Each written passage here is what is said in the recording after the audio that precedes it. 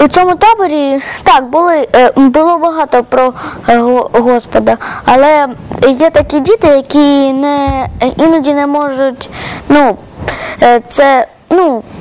Не розуміють, да, вони? Так, і для того вони не можуть якби так жити. Тому, хоч там і багато про Господа, робляться ось такі конкурси, щоб було не тільки про Господа, щоб їм якби... Тобто такі загальнопізнавальні, було цікаво. А хлопці, знаєте, ще до вас тоді таке запитання. От ви ж зі своїми ровесниками, друзями спілкуєтесь, які, наприклад, не ходять до недільної школи, так? От ви помічаєте, що вони роблять не зовсім так, от як потрібно, роблять не те, що потрібно. Є такі, Іване? Взагалі-то так, навіть особисто у моєму класному колективі. Вони, не тільки, вони просто, можна сказати, не знають, вони про нього знають, але вони це, як раніше казали, вони його просто зазубрили.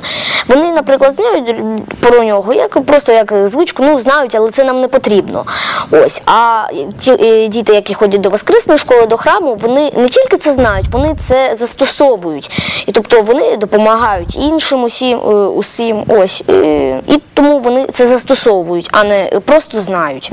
І там є навіть деякі діти, які ходять до храму і тільки через те, що їх примушують за це дорослі. Ось. А є деякі, які просто самі ходять до храму. Ось навіть можна багато таких було святих, які самі ходили до храму. Я, наприклад, читав, що коли не пускали до храму, за 2 години приходили до служби і ховалися навіть там, тільки для того, щоб просто на ній побути на службі.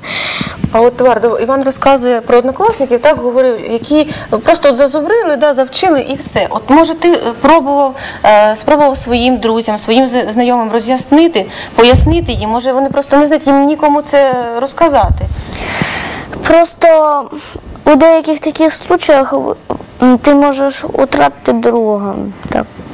Почнеш йому розповідати. Бачите, наші діти такі випробування проходять. От бачите, і як тоді дитині, пані Галино, як ви вважаєте, от коли дитина все ж таки, от Іван, Варда, вони розуміють, так, вони усвідомлюють, що вони вивчають, так, розуміють значення, так, коли дитина вже виходить до решти дітей, і от, чи немає тоді якогось чи соціального конфлікту, чи конфлікту всередині самої дитинки, яким чином ви розказуєте дітям з цими проблемами розв'язувати? Так, ви знаєте, на жаль, прикрим для мене особисто як педагога виявилось те, що більшість дітей учнів нашої недільної школи є так званими прихованими християнами. Тобто вони в школі не завжди афішують те, що вони є учнями недільної школи і свою воцерковленість.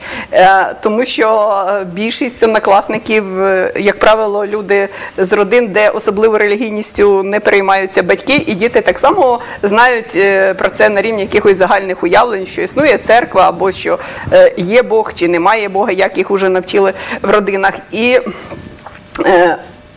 ми навчаємо наших дітей мати мужність бути собою, бути християнином, маленьким християнином, бути повсюду, в школі, вдома, а не лише на той час, коли ти в церкві. Тому що наші хлопчики, які так чинно себе так і мирно ведуть тут за столом в студії, вони так само, як і інші діти, і бешкетують, і бігають. Вони звичайні нормальні діти, які ведуть себе по-дитячому. Але в них є таке зерно, і це зерно вони отримують, ці діти, через свої родини. Варда, наприклад, онук священника Олександра Білокура, який є постійним учасником вже наших передач.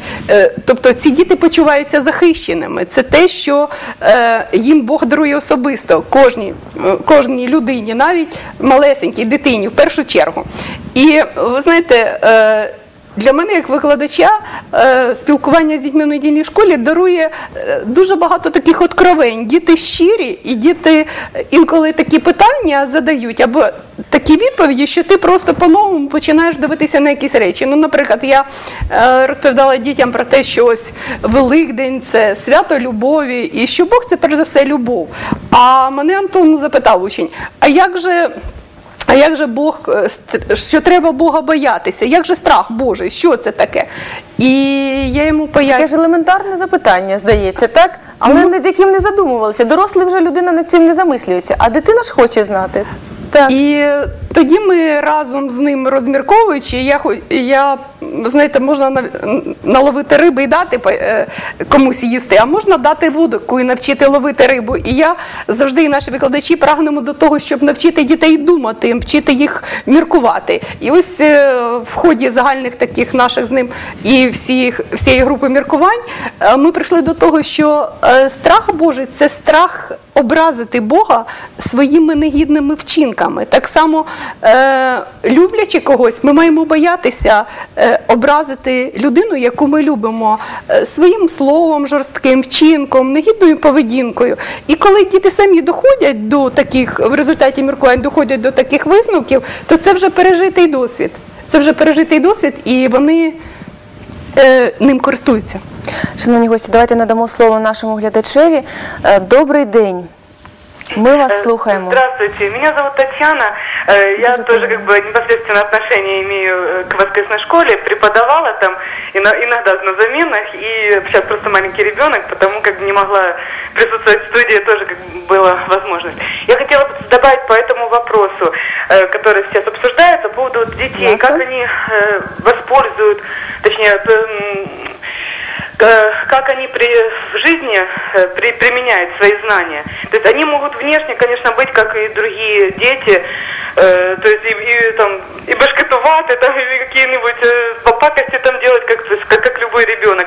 Да, но, как сказал мне один папа нашей ученицы, что как бы каждый человек, я бы, например, хотела своих детей такое услышать, что дочка ему говорит, что я не сделала там такой-то поступок, потому что я побоялась, что Бог меня за это нагнул, что Бог это будет видеть, побоялась ради страха Божьего, понимаете? То есть как бы не из-за того, что там, мама не видит, я могу сделать. Там, мама не увидит, я могу что-нибудь там нашкодить, там какую-нибудь там или там с девочками что-то там, какой-то сделать что-то или там с друзьями. Вот. А если уже есть у ребенка страх Божий, то есть осознание того, что Бог видит